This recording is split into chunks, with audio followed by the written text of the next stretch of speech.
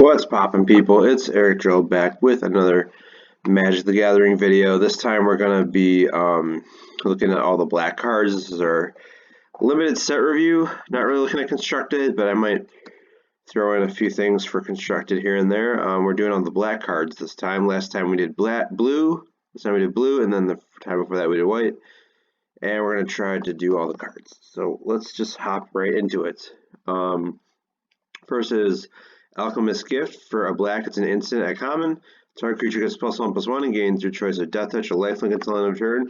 Solid Trick. The Death Touch can be very devastating, especially if you just have like a 1/1 and they have like a 10/10 or whatever.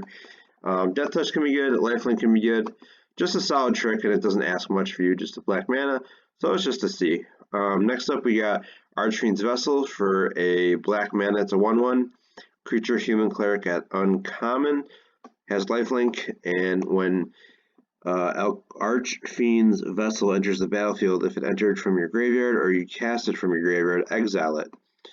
If you do, create a 5/5 black demon creature token with flying. So this you really only want to be playing in the Reanimate deck. Otherwise, it's just kind of bad. So 5/5 demon is nice.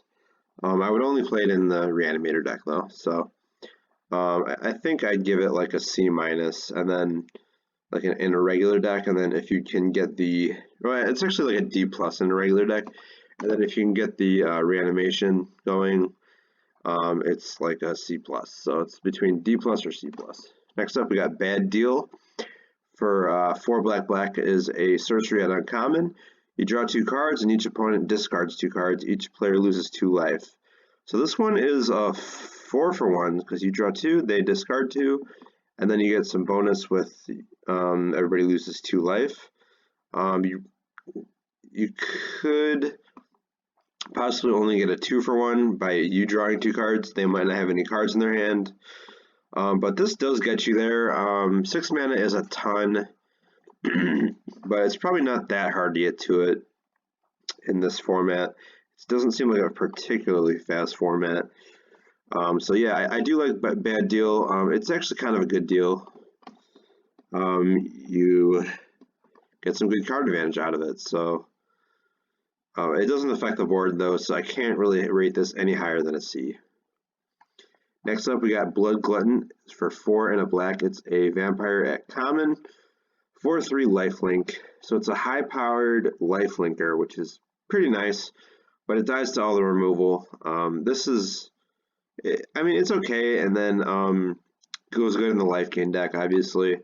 So I think this is the biggest creature with lifelink. So it's like a C+ in the life gain deck, and then in any other deck, it's like a C. Next up, we got Cage Zombie. For 2 and a black, it's a 2/3 zombie at common. For 1 and a black, tap. Each opponent loses 2 life. Activate this ability only if a creature died this turn. So this, I played this in, or I played against this on Arena, and it actually killed me. So it's actually pretty good. It's like in the green. There's a green-black Morbid deck, so this is a pretty good payoff for that. For 2 mana, they lose 2 life. That's not bad on a repeatable source. So hopefully you're killing creatures or training and stuff, and then activating this. So, which would be nice. So I think it's a C. Yeah, it's just a C. It's just fine. Next up, we got Carrion Grub. For 3 and a black is a 0/5 creature insect at uncommon.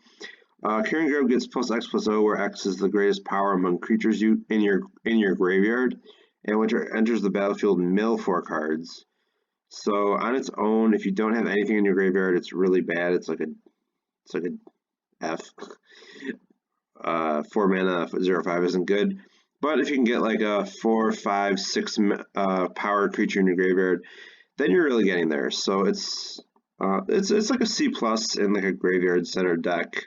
Probably want one of these. I really wouldn't first pick it though. Next up, we got Crypt Lurker, 3 and a black.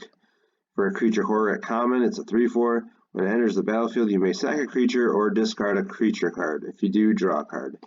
Wish you can just discard any card, like a land or whatever, but it wants you to discard a real card or sacrifice a real creature just to draw a card.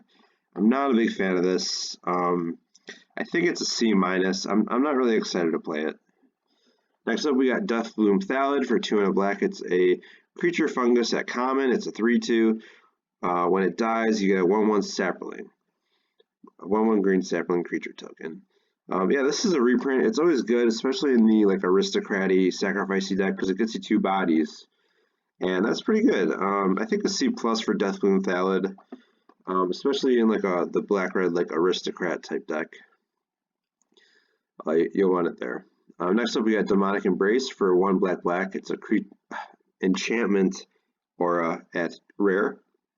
It's an enchant creature, and it says enchanted creature gets +3/+1, has flying, and is a demon in addition to its other types. And then it says you may cast Demonic Embrace from your graveyard by paying 3 life and discarding a card in addition to paying its other costs. So this card is really good. It's kind of a bomb. Makes any of your creatures really big threats, and +3/+1 and flying is pretty good. Also, but it is an aura, so it comes with the drawback of being an aura where they can kill your creature. But this is better than most auras because you can play it from your graveyard. It does cost you a card from your hand and 3 life and three more mana, but it's still worth it, I think. It just keeps coming back, and if you have any cards in your hand, then like what do they do? You know, if you're really only not gonna win if they have like a Baneslayer Angel and that's a mythic rare. So this one I think is I want to say B plus. It's between, I'd say B or B plus. I don't know if I'd take this over good removal. I'd probably take this over good removal. So I'd give it a B plus. Let's be a little generous to it. I like the card. It's a good aura. Next up, we got Duress. It's for a black. It's a sorcery at common. Target player reveals their hand. You choose a non-creature, non-land card from it. That player discards that card. I wouldn't play this card in limited. You might side it in if you're playing best of 3, and they're very heavy spells. But even then, that's like a pretty narrow situation. So I'm going to give Duress an F. Next up, we got Eliminate for 1 and a black. It's an instant at uncommon. Destroy target creature or planeswalker with converted mana cost 3 or less. So hopefully you're getting a 3-drop with this. Then you're trading up in mana, which is good. It's just solid removal, and you could first pick it. It kills, the only planeswalker it kills in this set is Basri. Yeah, it's only 3 mana planeswalker. So if they're playing Basri, you might get away with it, but you can kill their little creature. There's some good creatures in the set that it kills, so I give this a B minus. Next up, we got Fetid Imp for 1 and a black. It's a creature imp at common, has flying, and it's a 1/2. For a black, it gains Death Touch until end of turn. I mean, it's just solid. It's a good blocker. It can block any flyer too. A flyer with Death Touch can basically block anything, unless they have First Strike, which there's some of that. Like Errata has it. Yeah, it's just pretty good. I'll give it a C for Fetid Imp. Next up, we got Finishing Blow for 4 and a black. It's an instant at common. It says destroy target creature or planeswalker. Just your bread and butter black 5 mana removal in the set. This time we get it at instant speed, which is nice, and it can kill a creature or planeswalker, which you don't always get a common, so that's nice. Yeah, it's just solid. You'd rather have like Eliminate probably, but this one can kill anything, so that's just nice. And it might be the only answer you have to some of their big stuff, so I think it's a B minus. Next up, we got and you would burst pick it. Next up, we got Gloom Sower for 5 black. It's an 8/6 creature horror at common. When Gloom Sower becomes blocked by a creature, that creature's controller loses 2 life and you gain 2 life. So black actually gets some beef in this set apparently, and it's pretty good for 7 mana. You get an 8/6. That's not bad. And if they block it with anything, they take a bunch of damage anyway. So you do get some value. I wish it said like when it blocks or becomes black. Then it'd be really good. But Yeah, it's just a solid attacker, and you do want to be attacking with this because they take 8 or they'll take 2 or 4 or whatever. So, and you gain some life because you get life and drain. I mean, they lose life and you gain life for each creature that block it. So if they block with 2, 3 threes, they would lose 4 and you'd gain 4. So it's just decent top end. I think I give it a C. Next up, we got Goremand, 4 black for a 5/5 demon. His additional cost to cast the spell, sack a creature, has flying and trample, and when Goremand enters the battlefield, each opponent sacks a creature. So, let's see. So it's just this is pretty good. I want to go like B on this. This really sucks if you get countered because then you lose the 6 mana, this card, and the creature you sacrifice. Because this doesn't say when it enters the battlefield, each player sacks a creature. No. It's not like that. It's an additional cost to sack a creature. So I mean, but upgrading your creature to a 5/5 flying trample is pretty good. So I'd go B with Gorman. And it makes them sack a creature, so that's pretty good too. So yeah, I'd say B for Gorman. Next up, we got Grasp of Darkness for black. It's an instant at common. Target creature gets -4/-4 until end of turn. So this is actually downshifted. It used to be an uncommon, now it's a common. This is probably the best black removal in the set. Doesn't ask much for you except for being slightly heavy black. 2 black is not too hard to play. You just need 2 black sources, obviously. But -4/-4 kills everything and even gets rid of their power, so can just shrink a huge creature and let you block with your creature, which will be nice. But just kills a lot of stuff. So this is like it's a B plus. I'd like to first pick Grasp of Darkness. So B plus. So next up we got Grim Tutor for 1 black. It's a sorcery at Mythic Rare. Search your library for a card, put that card in your hand, then shuffle your library. You lose 3 life. So in limited, tutors aren't really that good. Like it is like an extra copy of your bomb, but this one you got to pay 3 life. Not super thrilled about it. If your deck really depends on your rare mythic rare to get off the ground, then this could be good. But I don't know about like using your turn 3 to not affect the board at all, and plus you lose 3 life. So I think it's like a C for Grim Tutor. It's a reprint. Actually, Grasp of Darkness was a reprint, and Grim Tutor is a reprint as well from like a super old set from like 1999. And it was like a $200 card, but now it's like 20 something. So take it for value, definitely. But yeah, it's not great in limited. Next up, we got Hooded Blightfang for 2 and a black. Creature Snake at rare. It's a 1/4, has Death Touch, and it says whenever a creature you control with Death Touch attacks, each opponent loses 1 life and you gain 1 life. And whenever a creature you control with Death Touch deals damage to a Planeswalker, destroy that Planeswalker. So it has Planeswalker Death Touch. It's like a Death Touch like build around, but there's not much Death Touch in this set. There's 1 green card and like 1 other. There's like Fetid Imp, maybe a few more in black, but it's just it's good by itself. It's a big butt, 1 power Death Toucher, so it can block all day. But this rewards you for attacking.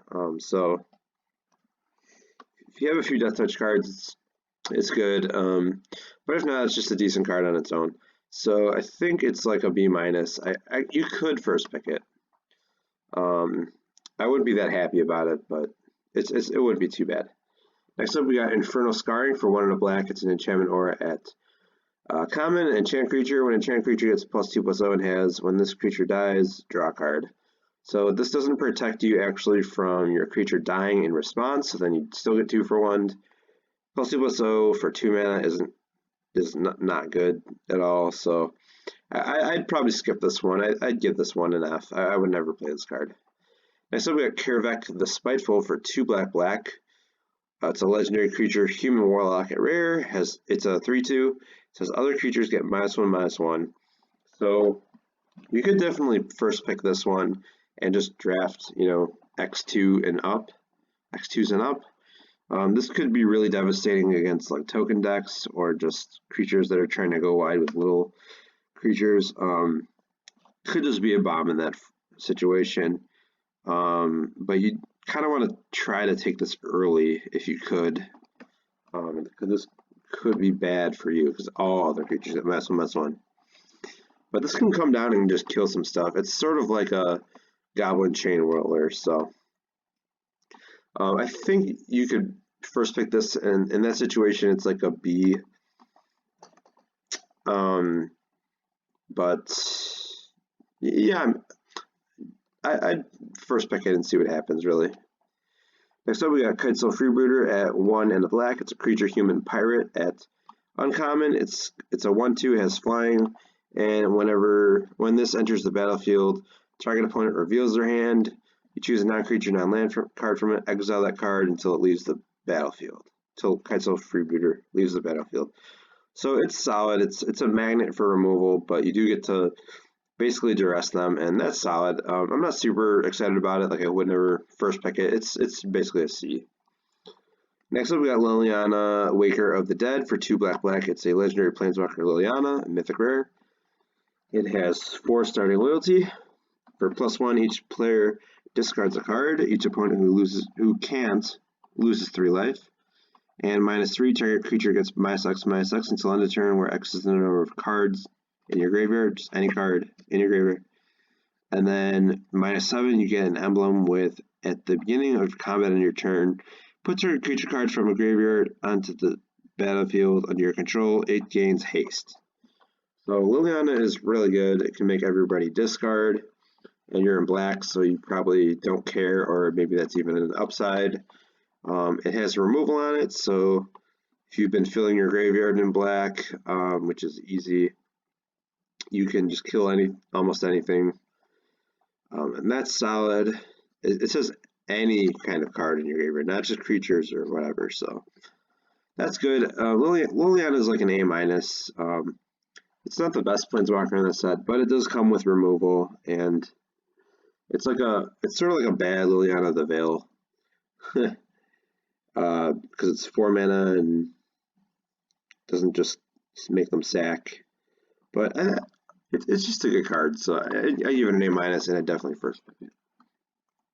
Next up, we got Liliana's Devotee for 2 and a black. It's a creature, human warlock at uncommon. It's a 2/3. Zombies you control get +1/+0. And at the beginning of your end step, if a creature died this turn, you may pay 1 and a black. If you do, create a 2/2 black zombie creature token. So this is good. You kind of want to go wide with zombies, and you want to have stuff die. If any creature died, you can pay 2 and get a zombie. So you can sack the zombie and then make another zombie. So it's pretty good in an Aristocrats deck. I wish this was a zombie, because it would go good with other zombie stuff in the set. Not that there really is much of that. But it makes 3/2 zombies, which is nice. And yeah, it's just a good card. I might first pick this in a bad pack, so I give it a B-. Not too happy about having to first pick it, but hey, it's a good payoff for the Morbid deck, really. Next up, we got Liliana Standard Bearer for 2 and a black. It's a creature zombie knight at rare. It's a 3/1, has flash, and when it enters the battlefield, you draw X cards, where X is the number of creatures that died under your control this turn. So really in limited, the only way your creatures are going to die if they're A, removed with removal, or B, they trade in combat. But this has flash, so you can set up a situation where you draw like 2 to 4 cards or so that's not bad. There's not any really good board wipes. Like, there's the 3 mana black one, which we'll get to, that gives stuff -2/-2, which is, it's very playable. So this could go good with that. But it's okay. You can just use it to ambush something. It's got 3 power, so that's not bad. I think I'm hesitant to first pick this. I'd probably give this a C plus. And you want to be killing creatures in that deck. Next up, we got Liliana Steward for a black. It's a creature zombie at common. It's a 1/2 and it says tap, sacrifice it. Target opponent discards a card. Activate this ability only time you can cast a sorcery. This is good in the sack deck. It does sacrifice itself, but you kind of want your spells to be a little bit more impactful than this. It does trade for a card in their hand, which could be good. So I think it's like a C minus. Next up, we got Malefic Scythe. For 1 and a black, it's an artifact equipment at uncommon. When it enters the battlefield, it enters the battlefield with a soul counter on it. Equipped creature gets +1/+1 for each soul counter on a Malefic Scythe. Whenever equipped creature dies, put a soul counter on Malefic Scythe. Equip for 1. So this is relatively efficient for only equipped for 1. You can get +1/+1 automatically, which is just short sword. And then when that creature dies, which they'll probably have to kill it because it's a little bigger, it'll get even better, and you'll be equipping for 1 to get +2/+2. And then when that creature dies, +3/+3. So it really gets out of hand. You could first pick this. It's like a B minus, but I'd take a removal over it definitely. Good in the sack deck. Next up, we got Masked Blackguard for 1 and a black. It's a 2/1 human rogue at common. Has flash and to pay 2 and a black. It gets +1/+1 until end of turn. Flash 2/1 for 2. Could ambush something. Kind of has haste because you can like play it at the end of their turn, and then the next turn you can pump it. It's a 3/2. I don't like 3 mana for +1/+1. That's not great. But if you have a lot of mana, you could block something bigger and take it out. So, it's kind of meh. It's just like filler, really. It's like a C. Next up, we got Massacre Worm for 3 black. It's a creature worm at Mythic Rare. It's a 6/5. When it enters the battlefield, creatures your opponents control get -2/-2 until end of turn. And whenever a creature an opponent controls dies, that player loses 2 life. So this is a reprint. I think it was in New Phyrexia or something. And it was really good then, and it's still really good now. It's just a really big bomb. This is such a good card in Limited. Kills their creatures and then punishes them for having them die. So I think it's an A+. It's one of the best cards in the set. A or A+, really. I think with 3 black might hold it back a bit, so I guess you would say A. But still you get a 6/5 for 6, which is not bad. And it punishes them whenever you kill creatures. So, yeah, I think A for Massacre Worm. It's really good. I hope to open it. Next up, we got Mind Rot for 2 and a black. It's a sorcery at common. Target player discards 2 cards. So we have the black's form of 2 for 1. It's I do like Mind Rot in Limited because the less cards my opponent has, the better, in my opinion. Yeah, I do like Mind Rot. It's like a C. It depends on how slow this format is and how many cards people are drawing and stuff, but making them discard 2 cards is solid. So C for Mind Rot. Next up, we got Necromentia, 1 black for a sorcery at rare. Says choose a card name other than a basic land card name. Search target opponent's graveyard, hand, and library for any number of cards with that name and exile them. That player shuffles their library, then creates a 2/2 black zombie creature token for each card exiled from their hand this way. Nah, this is an F. Don't play it. Next up, we got Peer into the Abyss, 4 black, sorcery at rare.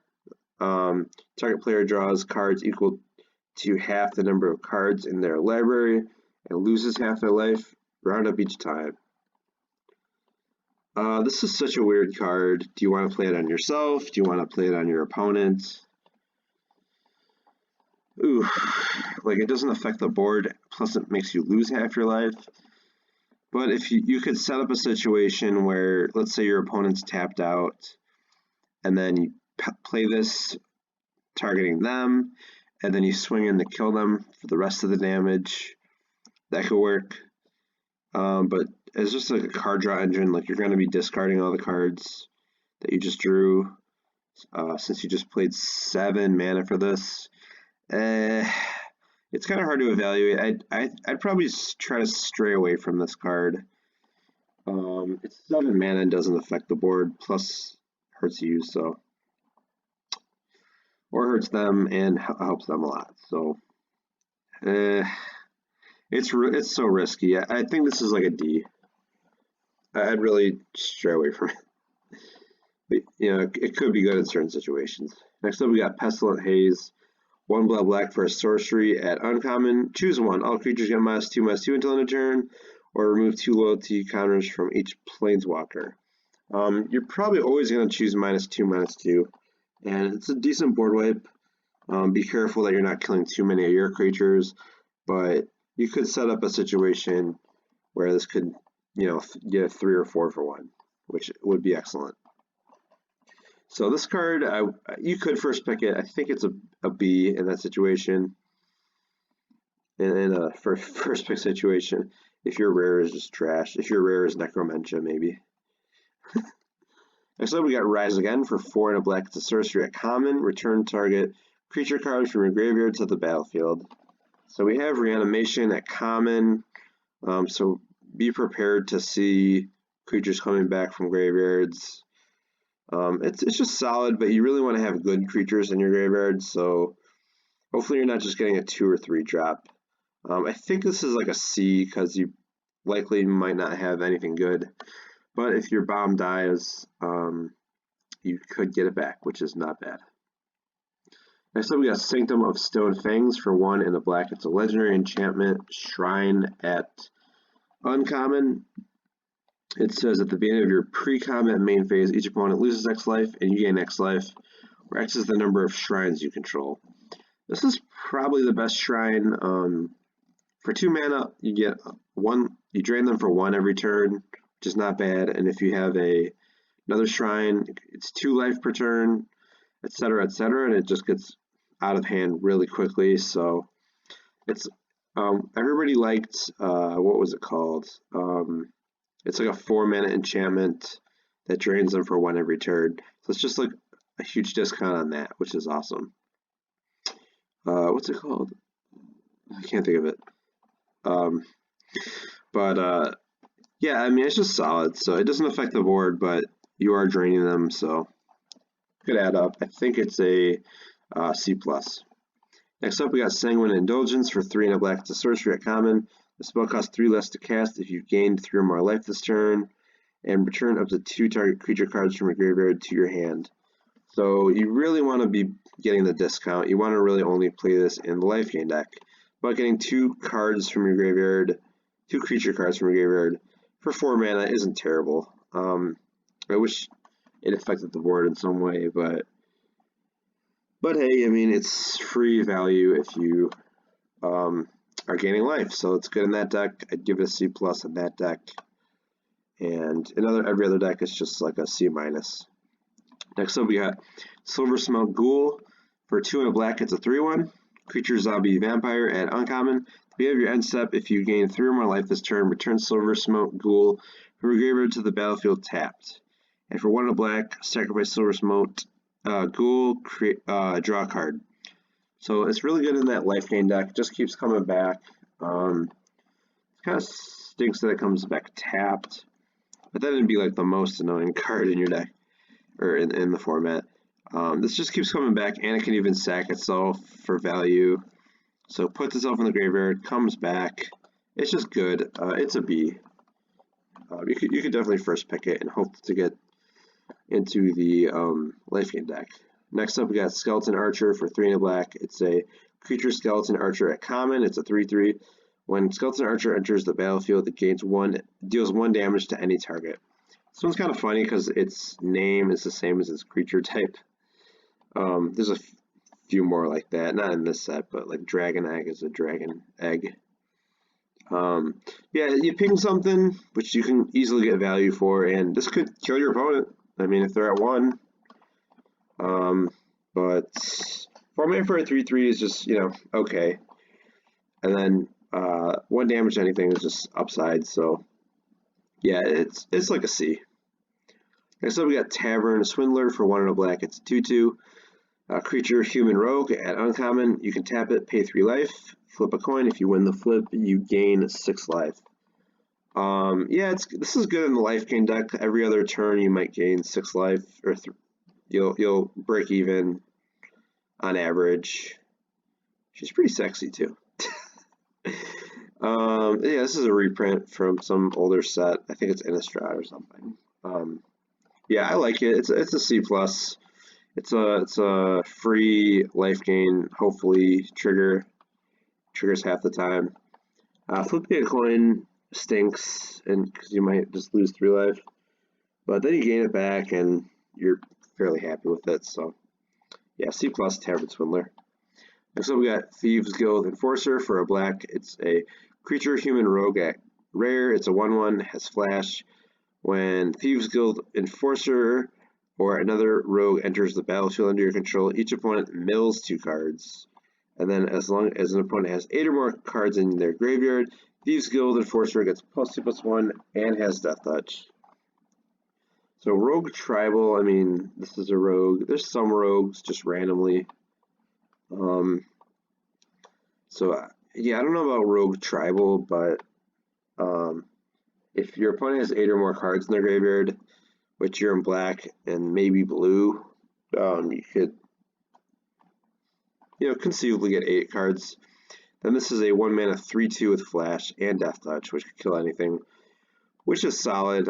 By itself, it just is a 1/1 that mills 2 cards at instant speed. That's not good. So I think this is just like a C. Next up, we got Village Rites for a black. It's an instant at common. As an additional cost to cast a spell, sacrifice a creature, draw 2 cards. So yes, I want this in every black deck. Sort of like gets value from a creature you control being killed,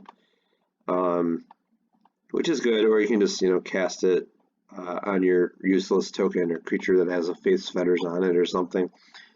And 2 cards. It's 2 cards for 1 mana, so that's not bad.